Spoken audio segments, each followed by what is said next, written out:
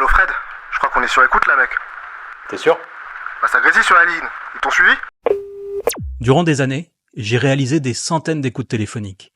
Des anonymes écoutés durant des heures dans l'espoir de faire avancer les enquêtes de mon service. Parmi ces personnes surveillées, il y avait des individus trempés jusqu'au cou dans des histoires douteuses. Et puis d'autres, parfaitement innocents, simplement pris dans la toile pour avoir côtoyé la mauvaise personne au mauvais moment. Aujourd'hui, malgré l'essor des messageries chiffrées, les écoutes téléphoniques, ou plutôt les interceptions judiciaires de communication, demeurent un outil redoutablement efficace. Et peut-être pas aussi redoutable que les logiciels espions, mais la mine d'informations récoltées est impressionnante, sans pour autant que vous soyez bavard. À l'instant même où vous regardez cette vidéo, près de 10 000 personnes en France se trouvent sous écoute.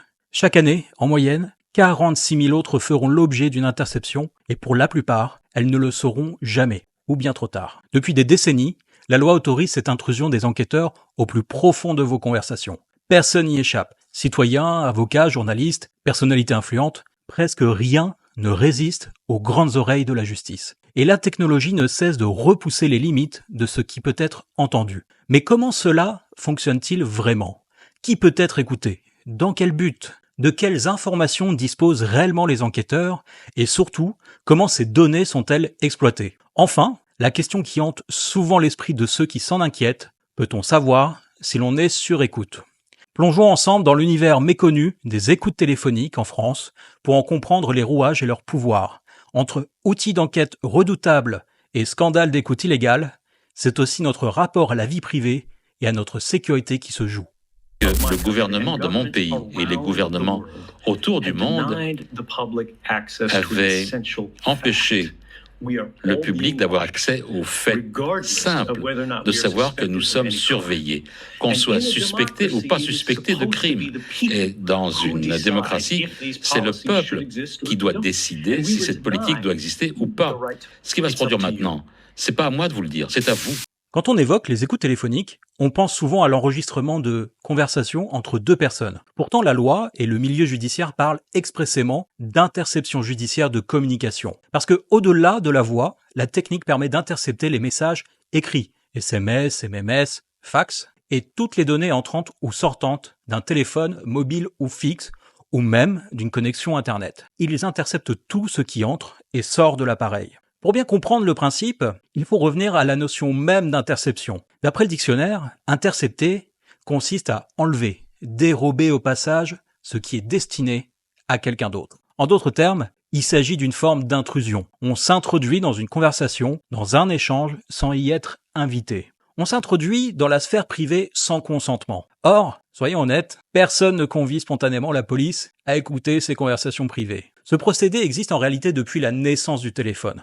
En France, il a fallu attendre 1991 pour que la loi encadre clairement ces pratiques. On distingue alors deux formes d'interception. D'une part, l'interception judiciaire, qui intervient dans le cadre d'une procédure pénale. D'autre, l'interception dite de sécurité, réalisée par les services de renseignement tels que DGSI, DGSE ou bien encore les services de renseignement des douanes. Ainsi, vous pouvez être mis sur écoute pour diverses raisons. Sur le plan judiciaire, c'est parce que les enquêteurs estiment qu'il existe des raisons plausibles de soupçonner que vous êtes l'auteur ou le complice d'un crime ou d'un délit. Ça, c'est la théorie. Dans la pratique, ce raisonnement peut s'élargir à un cercle bien plus large, comme on va le voir plus tard. Du côté des services de renseignement, il s'agit de repérer ou de surveiller des individus dont les activités incluent les fréquentations ou l'entourage, qui présentent un risque potentiel pour la sécurité nationale, le patrimoine économique et scientifique de la France, on parle alors dans ce cas d'espionnage industriel, ou encore pour la prévention du terrorisme et de la criminalité organisée. Pour les interceptions de sécurité demandées par le ministère de l'Intérieur, de la Défense ou les douanes, l'autorisation provient du Premier ministre ou de son délégué. On recense en France environ 3800 interceptions de sécurité en simultané, pour un total d'environ 14 000 interceptions par an. Ajoutez-y les 46 000 interceptions judiciaires, et l'on atteint près de 60 000 personnes écoutées en France chaque année. C'est un volume considérable et qui remplit bien des disques durs tout aussi volumineux. Nous allons nous concentrer sur le cadre judiciaire des interceptions, tout en gardant à l'esprit que pour les interceptions dites de sécurité menées par les services de renseignement, les méthodes et techniques restent fondamentalement similaires. Pour qu'une interception soit légitime, et puisse être utilisée contre vous, elle doit impérativement respecter le cadre légal. En clair, les enquêteurs ne peuvent pas se mettre à écouter vos communications sans autorisation. Dans le cadre d'une enquête préliminaire ou d'une enquête de flagrance, le procureur de la République peut demander au juge des libertés de la détention, donc le JLD, d'ordonner une interception. Cette demande est motivée par les nécessités de l'enquête et ne s'applique qu'à la délinquance et la criminalité organisée. Par exemple, le vol en bande organisée, le trafic de stupéfiants ou le terrorisme.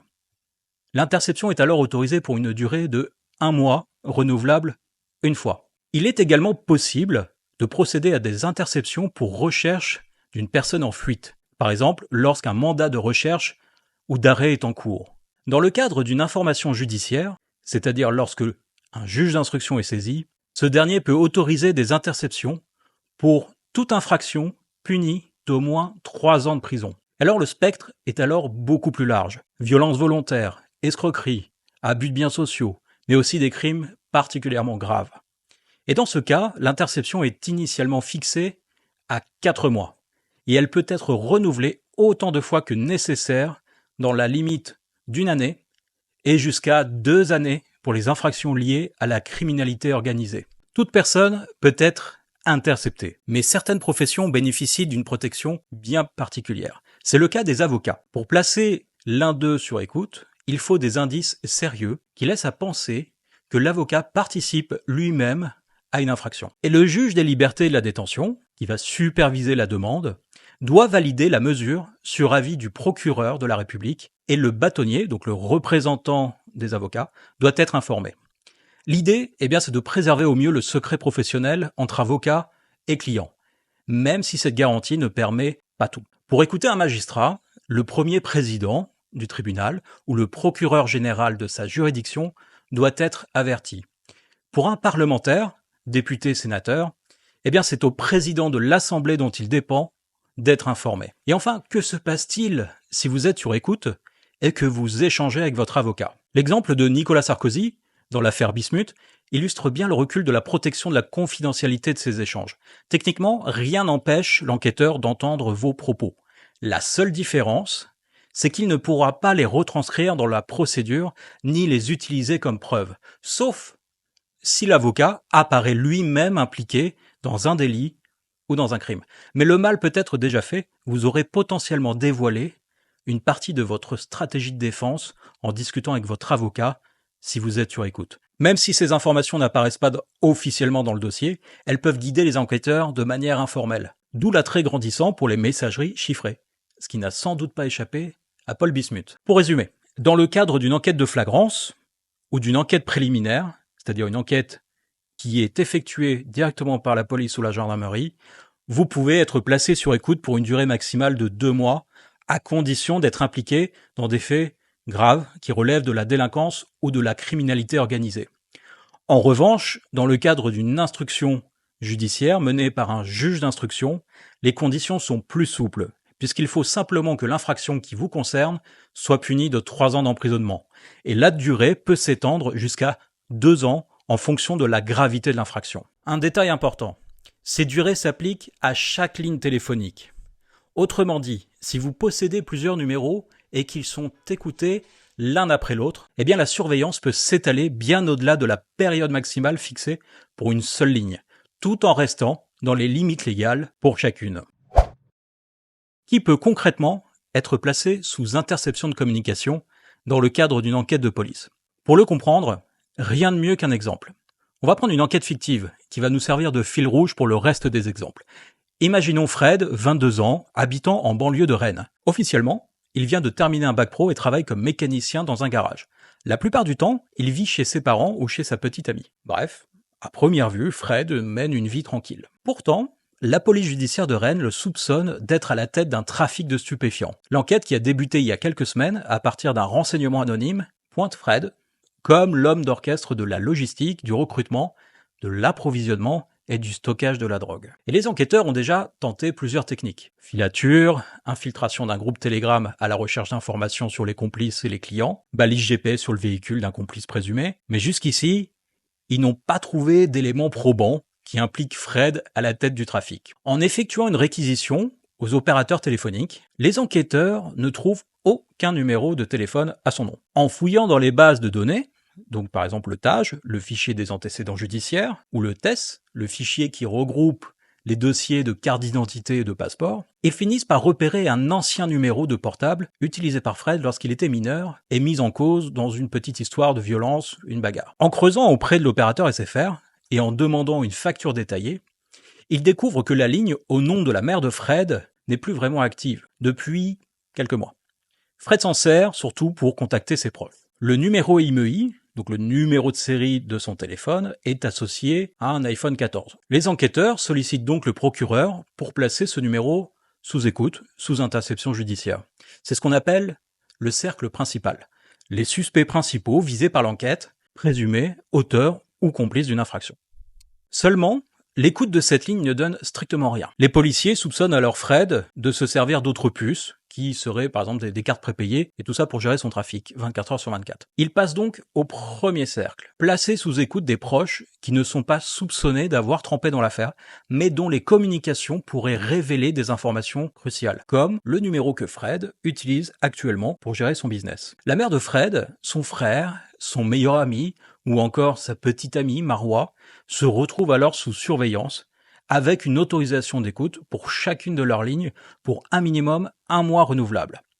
Ils n'ont peut-être rien à se reprocher, pourtant leur quotidien est passé au crible dans l'espoir de débusquer un simple coup de fil compromettant. Les enquêteurs ont l'autorisation, donc ils vont faire ce qu'on appelle laisser filer la ligne, c'est-à-dire continuer l'interception, la laisser filer même si elle n'apporte rien d'important avec l'optique d'en apprendre plus sur les habitudes de vie de Fred et de sa famille, à défaut d'obtenir un élément concret concernant directement les faits. Dans les grosses enquêtes, par exemple en matière de terrorisme, on peut aller jusqu'à un deuxième cercle visant des personnes qui sont liées de loin, voire de très loin, à la cible initiale. On pourrait prendre le cas de Fred, s'il était visé par ce type d'infraction, eh bien, par exemple, son employeur, si c'était utile de le faire, pourrait très bien être visé par une écoute téléphonique. Tout cela donne une idée de l'ampleur que peuvent prendre les interceptions de communication autour d'un suspect, même lorsque les preuves directes tardent à apparaître.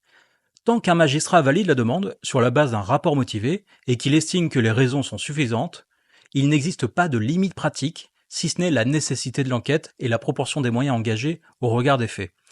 Ces personnes placées sous écoute, faisant partie du premier cercle de la cible, ne le seront peut-être jamais. Imaginons que Fred soit finalement mis hors de cause, ou même qu'il ne soit jamais auditionné. Il n'aura alors pas accès à la procédure, et vous, de votre côté, vous ne soupçonneriez jamais avoir fait l'objet d'une telle mesure intrusive. Pourtant, si les écoutes de votre ligne avaient permis de mettre au jour des infractions commises par vous, sans aucun lien avec Fred ou son trafic, eh bien ces informations pourraient être utilisées contre vous dans une enquête incidente, une autre enquête ouverte sur cette base. Il faut cependant noter que d'autres techniques peuvent être déployées comme l'accès a posteriori aux données de connexion et de communication d'un téléphone mobile, typiquement une fadette, qui va lister vos appels et leur géolocalisation. Alors pour éviter toute paranoïa, il est important de comprendre que les écoutes téléphoniques représentent un coût significatif pour le système judiciaire.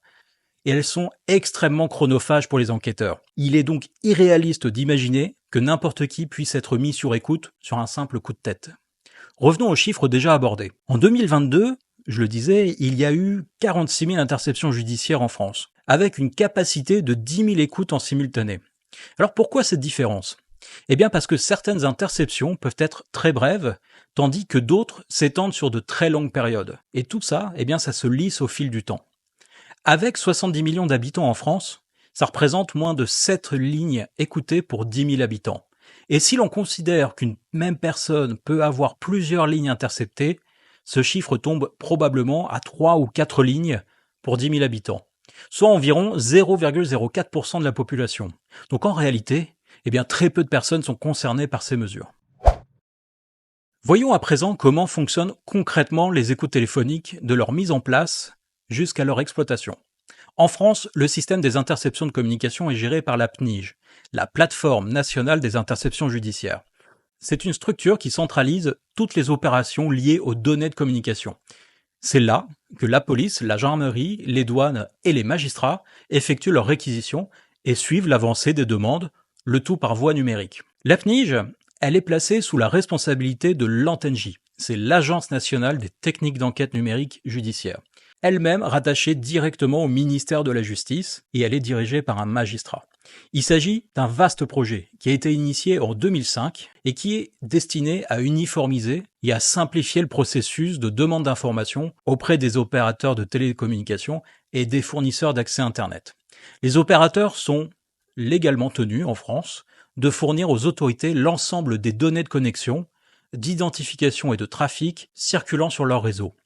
Avant la PNIJ, toutes ces démarches étaient gérées de manière décentralisée, souvent en partenariat avec des entreprises privées comme Electron, Amex, Fortech, des entreprises dont vous n'avez certainement jamais entendu parler.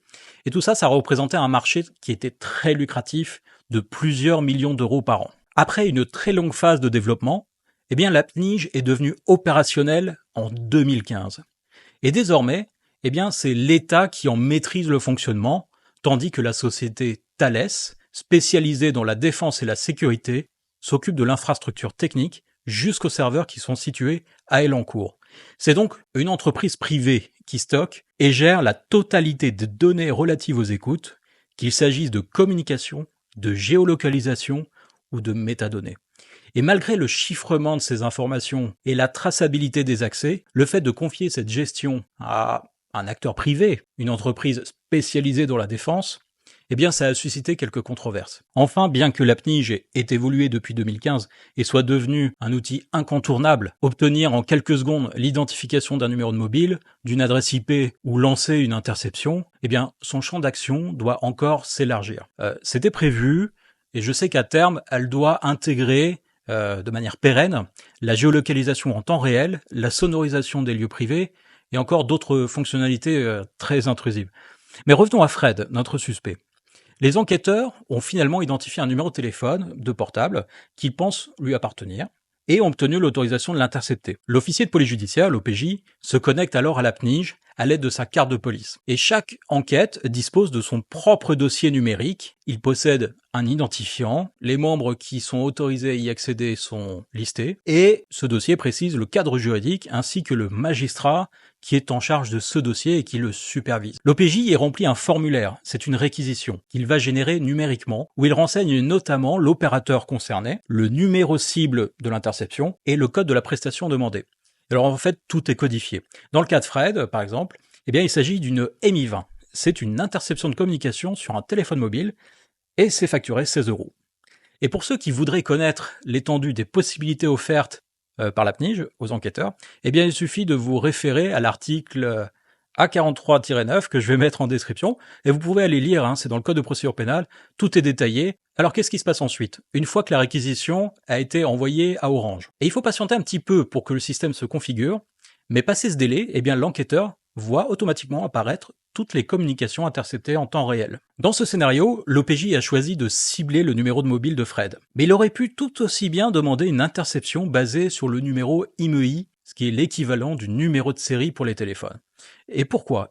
Parce que en cas de suspect qui change régulièrement de carte SIM, mais qui conserve le même appareil, le même téléphone, il est souvent plus efficace d'intercepter directement le téléphone plutôt que la ligne, parce que la ligne peut devenir très rapidement obsolète, mais le téléphone, s'il le garde, ça simplifie les choses. Il faut bien comprendre que toutes les informations utiles au traçage, qu'on appelle dans la police les sélecteurs techniques, ils sont interconnectés.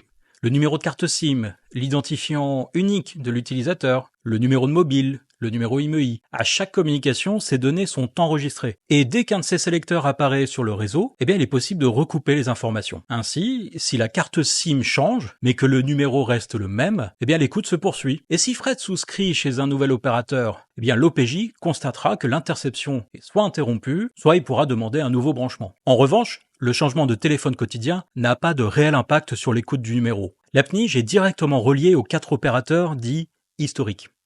Orange, Free, Bouygues Télécom et SFR, qui disposent de leur propre infrastructure. Pour obtenir des données de communication, les fameuses fadettes, un nombre croissant d'opérateurs virtuels comme les Bara, l'ICA Mobile ou La Poste Mobile se raccordent également à cette plateforme afin de transmettre quasi instantanément leurs réponses aux réquisitions. Rappelons qu'un opérateur virtuel, comme Énergie Mobile, n'exploite pas son propre réseau. il passe par celui d'un grand opérateur à qui il loue du trafic. Eh bien, par exemple, l'ICA Mobile s'appuie sur Bouygues Telecom. Ainsi, pour l'identification d'un client, l'ICA Mobile va fournir les informations. En revanche, en ce qui concerne les données de trafic du téléphone, sur le réseau en lui-même, eh bien, c'est Bouygues Telecom qui va les communiquer. Autrement dit, un utilisateur de l'ICA Mobile qui serait écouté techniquement, ça se fait via Bouygues. Et même si son contrat dépend de l'ICA Mobile. Le principe est le même pour les écoutes téléphoniques. Lorsque vous utilisez une ligne qui est chez un opérateur comme Cima Mobile par exemple, vous utilisez en réalité le réseau Orange. Et le trafic de votre mobile transite par son infrastructure. Donc l'interception de communication sera demandée à Orange et non pas à Cima Mobile. Et si j'utilise un numéro étranger en France, eh bien les enquêteurs peuvent quand même vous écouter. En effet, votre trafic emprunte les relais télécoms français, lesquels sont en lien avec un opérateur étranger, le vôtre. Dans le pire des cas, les enquêteurs peuvent solliciter les 4 opérateurs français pour s'assurer de ne rien rater. Bien sûr, si vous émettez ou recevez un appel depuis l'étranger, la France ne pourra pas intercepter directement cette communication sans coopération internationale, sauf si la ligne française appelée est déjà placée sous écoute. Maintenant, voyons comment ça fonctionne techniquement. Les enquêteurs ont commencé à écouter les premiers appels émis depuis la ligne de Fred, et c'est effectivement celle qu'il utilise pour gérer son trafic. Dès la première communication, on l'entend contacter l'un de ses coursiers. Lorsqu'il passe un appel avec sa carte SIM, Fred utilise le réseau mobile en clair. Son téléphone se connecte par onde radio à l'antenne relais la plus proche. À ce stade, la communication est chiffrée pour empêcher toute interception directe dans les airs. Ce chiffrement repose sur des algorithmes comme AES pour la 4G ou NEA, 128 bits pour la 5G. Ça vous parle peut-être pas, mais ce sont des chiffrements qui sont générés dynamiquement entre la carte SIM et le réseau. Une fois captée par l'antenne, la communication, l'appel, est envoyée vers le cœur du réseau de l'opérateur où elle est déchiffrée pour être traitée. Elle passe alors par un serveur. C'est précisément à ce niveau que l'interception a lieu. Pour faire simple, entre le téléphone et l'antenne relais, c'est chiffré. Entre l'antenne relais et le cœur du système, c'est déchiffré et intercepté. Les forces de l'ordre ne cherchent pas à casser le chiffrement radio entre le téléphone et l'antenne, ce qui serait à la fois très complexe et peu rentable. Elles s'appuient plutôt sur la capacité des opérateurs à accéder en clair aux communications une fois qu'elles sont entrées dans leur infrastructure. En France, on parle d'équipements d'interception légale, pour Lawful Interception, qui sont intégrés directement au système des opérateurs. Ces équipements extraient alors la voix et les métadonnées de l'appel avant de les rediriger vers la plateforme nationale des interceptions judiciaires, qui stocke et centralise ces informations pour les enquêteurs. Concrètement, l'interception est réalisée au cœur du réseau. L'enquêteur ne se branche pas physiquement sur la ligne.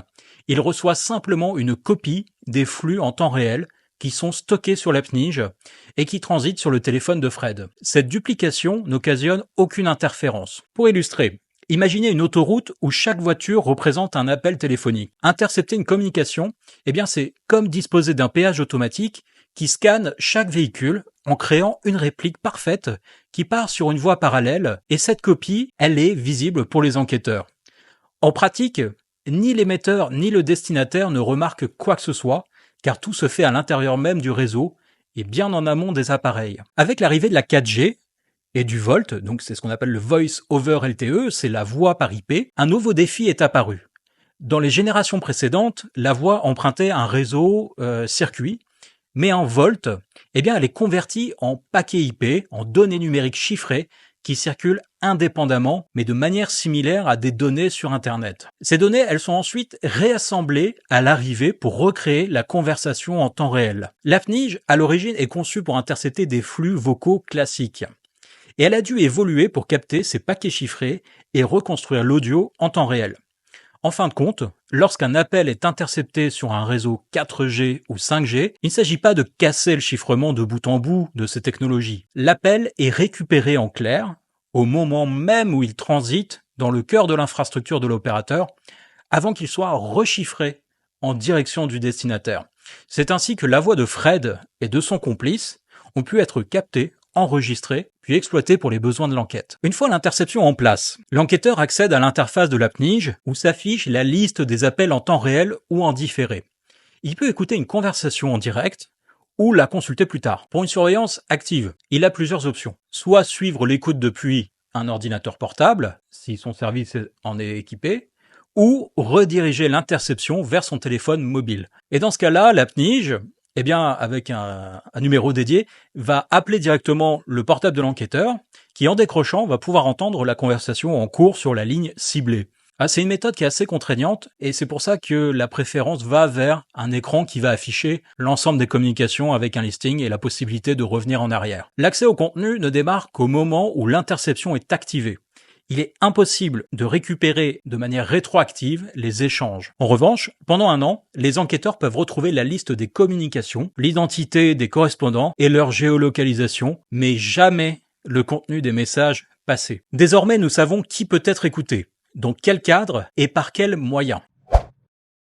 Penchons-nous maintenant sur les informations réellement obtenues grâce aux interceptions. Pour un téléphone fixe, eh bien, la voix est interceptée. Actuellement, la plupart des lignes fixes reposent sur la voix par IP, la VoIP, généralement associée à une box Internet. Lorsqu'une interception vise spécifiquement une box Internet, eh bien, tous les flux générés par les appareils connectés sur la box sont surveillés. Essentiellement la liste des sites consultés, ainsi que certaines données non chiffrées. Pour obtenir une telle interception, l'enquêteur va adresser tout simplement une réquisition au FAI, au fournisseur d'accès Internet, qui est souvent aussi un opérateur téléphonique. Si un téléphone mobile est connecté en Wi-Fi et son trafic passe par la box et peut être intercepté de cette manière. Mais il faut avoir mis en place spécifiquement une interception sur les deux points, à la fois sur le téléphone portable et sur la box du domicile pour être sûr de tout capter par exemple. Parce que sinon, une partie du trafic va échapper à l'interception. De la même manière, si ce Wi-Fi appartient à un proche ou à un lieu public, le modem du propriétaire du point d'accès doit être spécifiquement ciblé. S'il n'y a pas d'interception sur les box habituellement utilisées par un suspect, eh bien, le trafic ne sera pas intercepté. Dans le cas où Fred utilise le Wi-Fi chez sa mère, mais passe par un VPN sur son téléphone, eh bien, les enquêteurs ne peuvent pas examiner le contenu de ses communications ou de ses applications puisque le VPN chiffre toutes les données avant qu'elles n'atteignent le point d'interception. L'interception d'une ligne mobile offre néanmoins un niveau de détail bien plus important. Lorsqu'un appel vocal est intercepté, les informations recueillies incluent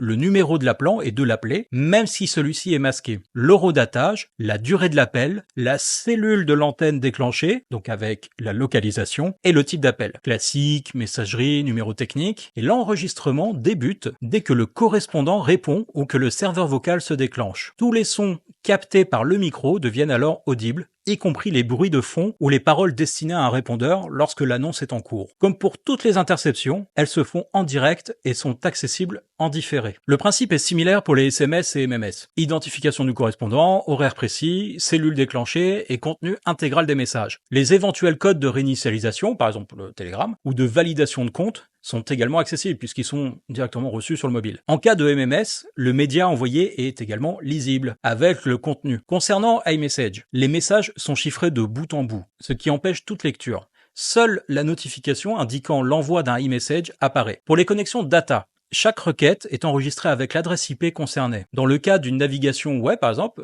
l'URL apparaît en clair, mais pas le contenu d'une page qui est protégée par un protocole de chiffrement.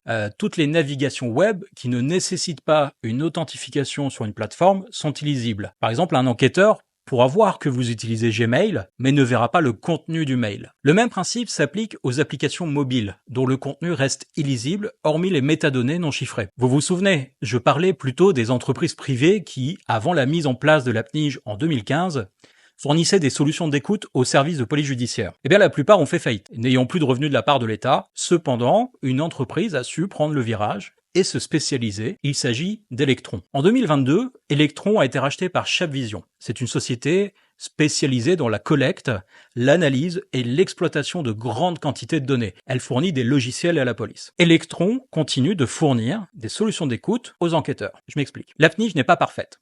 C'est un logiciel d'État qui évolue lentement. Tellement lentement que lorsqu'une nouvelle technologie apparaît dans les télécommunications, il faut un bon moment avant qu'elle ne s'adapte et permette aux enquêteurs de contourner et d'intercepter les données sur réquisition. Par exemple, avec la voix sur IP et la 4G, eh bien, il a fallu une longue période pour que la PNIJ s'adapte et soit en capacité d'intercepter les communications, et tout ça en raison de la lenteur du développement et des délais administratifs. Donc même si les enquêteurs ont l'obligation d'utiliser la PNIJ, ils peuvent se tourner vers une entreprise privée si celle-ci propose une solution que la PNIJ ne propose pas. Electron a tout intérêt à investir dans la recherche pour garder une longueur d'avance sur la PNIJ. En matière de messagerie chiffrée, il n'y a souvent que le message lui-même qui est chiffré de bout en bout. Electron permet de récolter les métadonnées intéressantes comme les adresses IP des participants et la durée de la connexion. Ça constitue déjà un bon début de piste pour une enquête. Et dans ce cas-là, un VPN peut s'avérer utile. Chabvision l'affiche clairement sur leur site. Leurs fonctionnalités clés comprennent le décodage de la voix et des données IP, y compris les métadonnées des applications de messagerie cryptée. Elles incluent également un module de détection des appels et des participants via des applications cryptées comme WhatsApp, Signal, Telegram et permettent aussi de remonter des réseaux cachés. Bon, ça, c'est ce qui est indiqué sur leur site. La masse d'informations récoltées est absolument pas négligeable. Dans une enquête, chaque détail compte. Vous pouvez très bien vous dire « j'utilise que des messageries chiffrées, pas d'appels en clair, avec un VPN », mais tant que vous êtes connecté sur le réseau télécom, vous êtes à minima localisé. Dernière étape de l'opération d'écoute, la transcription et l'exploitation des résultats. Lorsqu'une cible ne se montre pas très bavarde, gérer une interception, ça reste relativement simple. En revanche, si la personne passe sa vie au téléphone, la tâche devient rapidement très exigeante. Il faut écouter chaque conversation, saisir précisément les échanges, revenir en arrière si nécessaire, puis retranscrire les passages utiles à l'enquête, tous ceux qui apportent du contexte dans les éléments de vie. Techniquement, l'écoute se présente sous la forme d'un fichier audio avec une timeline et un diagramme d'ondes vocales. Donc il est possible d'accélérer ou de ralentir la lecture et de détecter les autres qui sont sans parole. Certains projets d'évolution de la PNIJ visaient à faciliter encore davantage ce travail grâce à la transcription automatique et à la reconnaissance vocale biométrique intégrée dans la plateforme. Cela permettrait d'identifier la voix d'une cible dans une conversation à plusieurs et d'émettre des alertes sur la base de mots-clés. Mais à l'heure où je vous parle, il n'est pas encore certain que ces fonctionnalités soient déjà toutes en service au sein de la PNIJ. De toute manière, rien ne remplacera jamais la finesse d'analyse et la compréhension du contexte qu'offre une écoute attentive. Saisir les nuances, les intonations, le sens réel d'une discussion, ce sont des détails qui sont essentiels et ne peuvent pas être captés par une simple intelligence artificielle. Les enquêteurs ne retranscrivent pas systématiquement l'intégralité des conversations. Lorsque celles-ci sont trop nombreuses et longues, ils agissent par échantillonnage. En fait, ils parcourent différentes sections pour repérer des éléments qui mériteraient d'être consignés dans un procès verbal. Dans les enquêtes à fort enjeu, une grande partie du contenu est retranscrite. Et un objectif clé demeure de s'assurer rapidement que la ligne ciblée est bien utilisée par la personne soupçonnée. Et puis au fil des écoutes, de collecter des indices sur son entourage, ses habitudes de vie, voire ses convictions politiques ou religieuses, afin de dresser un profil complet. Si la cible s'exprime dans une langue étrangère, un interprète assermenté se charge du sondage ou de la retranscription mot à mot. En pratique, seuls les éléments qui sont pertinents pour l'enquête sont inclus dans la procédure, et ce qui peut conduire parfois à des morceaux de conversation qui sont sortis de leur contexte. Un simple extrait, sans l'intonation ou l'intention d'origine, peut être interprété de plusieurs manières, et c'est précisément pour éviter toute dénaturation que l'avocat de la personne mise en cause peut demander la copie complète de l'interception. Il dispose alors de l'enregistrement intégral pour vérifier si la transcription figurant au dossier est conforme, tant sur le fond que dans l'esprit, à ce qui a réellement été dit. Et maintenant, la question à 10 000 $, comment savoir si on est sur écoute? Évidemment, ceux qui se sentent concernés aimeraient bien avoir la réponse. Mais je vais tout de suite tuer le suspense. Si vous êtes sur écoute, vous ne le saurez pas. Si vous avez bien suivi la vidéo, vous avez compris qu'il n'existe aucun moyen de détecter une écoute téléphonique mise en place par la police. Soit vous le découvrez trop tard, en le découvrant dans votre procédure judiciaire, soit vous avez un très bon tuyau. Quand une écoute est mise en place, ce n'est pas votre téléphone qui est visé, mais votre ligne. L'opérateur téléphonique intercepte directement les communications au cœur de son réseau. Concrètement, tout ce qui passe par votre ligne est dupliqué. Une copie exacte est envoyée sur la plateforme d'écoute pendant que le flux d'origine continue son chemin vers votre correspondant. Il n'y a aucun signal visible, aucun ralentissement, rien du tout. Et c'est bien le but. Une interception téléphonique qui laisse des indices, ça serait complètement contre-productif. Donc non, pas de grésillement sur la ligne, pas de bruit bizarre, pas d'écho, ça ne veut dire strictement rien. À part peut-être que vous avez un téléphone soit pourri ou vous commencez à devenir un peu parano.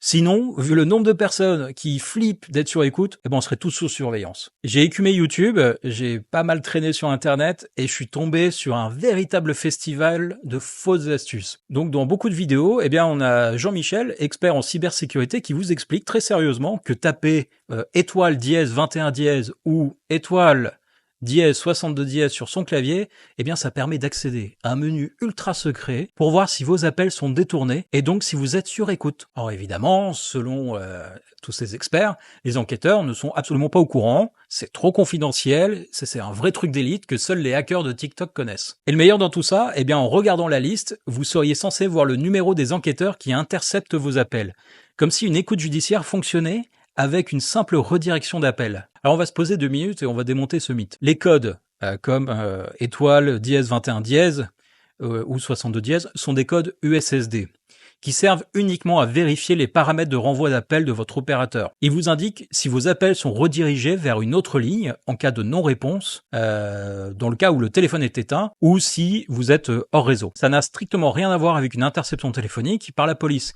qui, je le rappelle, ne fonctionne pas du tout de cette manière. Mais alors, suis-je sur écoute? Si vous vous posez la question, voici le vrai test. Ai-je fait ou suis-je en train de faire quelque chose qui relève d'une infraction pénale? Si la réponse est oui, alors oui, c'est une possibilité, mais il n'y a aucun moyen technique de le savoir. Voilà, c'est la fin de la vidéo. J'espère que ça vous a apporté quelques réponses sur le sujet des écoutes téléphoniques. Cette vidéo, en fait, elle s'inscrit dans une série qui va traiter des techniques d'enquête en matière de téléphonie mobile. Donc, il va y en avoir de façon successive et on va essayer de balayer un petit peu tout ça ensemble. D'ailleurs, j'ai écrit un livre sur le sujet, Investigation et téléphonie mobile, le guide à l'usage des avocats. Mais bon, ça se lit très bien, donc si ça vous intéresse, le lien est dans la description. En parallèle, je suis également consultant pour les cabinets d'avocats sur les questions numériques dans les procédures judiciaires. Et vous pourrez retrouver toutes les infos sur polyhub.net, pareil, c'est dans la description. On se retrouve très bientôt pour une nouvelle vidéo. D'ici là, les commentaires sont ouverts. Pensez à liker, à partager. Et si vous voulez soutenir la chaîne, eh bien un super thank est toujours apprécié. Allez, à très vite et rappelez-vous, l'erreur est toujours entre la chaise et le clavier.